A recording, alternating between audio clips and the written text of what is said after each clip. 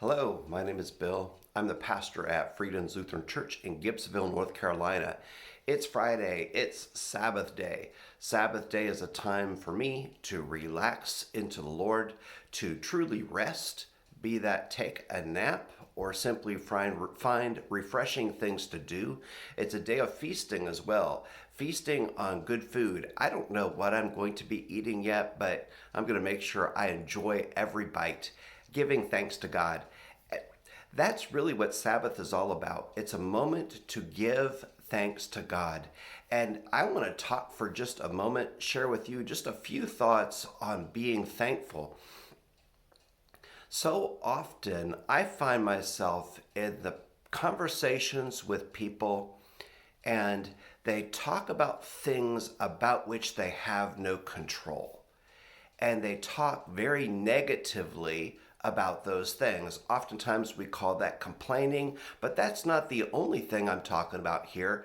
Oftentimes people gossip or people slander or people malign another person or a situation. And what really breaks my heart is when people talk about situations or complain about situations like they have no power, like they cannot make a difference, like, oh, this is the fate that they're resigned to, and I hope somebody does something. It just breaks my heart because God did not give us a spirit of cowardice. No, God gave us a spirit of boldness, a spirit of courage, a spirit, His spirit, so that we can actually do something about the very things we complain against. So, how do we get past that complaining, gossiping, slandering, woe with me mindset? I believe that's when thankfulness comes into play. And that's why Sabbath rest is so important. Sabbath is an opportunity to worship God, to spend time in God's presence. And there is no better way to sink down deep into the presence of God than to be thankful for everything that you've been given and to recognize God's place in our world. You see, God is sovereign. What that means is God is over all. You think God knows that gas prices aren't going up? Well, God's probably moving in ways to make it so you can afford those gas prices, or has provided you with an abundance so that you can.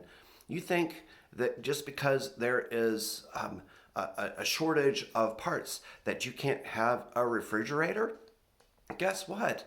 God has made it so that there are refrigerators available. No, it might not be the exact make and model that you want, or yes, you may have trouble finding parts for your particular refrigerator, but we have electricity and we have homes and we have the ability to have something to make it so we can keep our food fresh and safe. So I don't want to minimize people's pain. I don't want to say that people don't have that they shouldn't complain.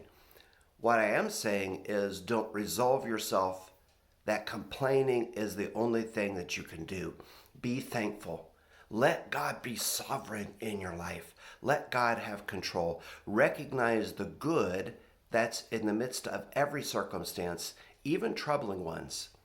Because God, we are all members of God's kingdom, and that gets to the scripture for today. The scripture for today comes from Hebrews chapter 12, verse 28. Therefore, since we are receiving a kingdom that cannot be shaken, let us give thanks, by which we offer to God an acceptable worship with reverence and awe. May you spend some time today with God, thanking God for all that God's given for all that God's given to you. May you come to Him with reverence and awe, and thanking Him for the daily bread that you're given. God bless you. Thank you for spending this time with me. You can find out more at www.freedoms.church.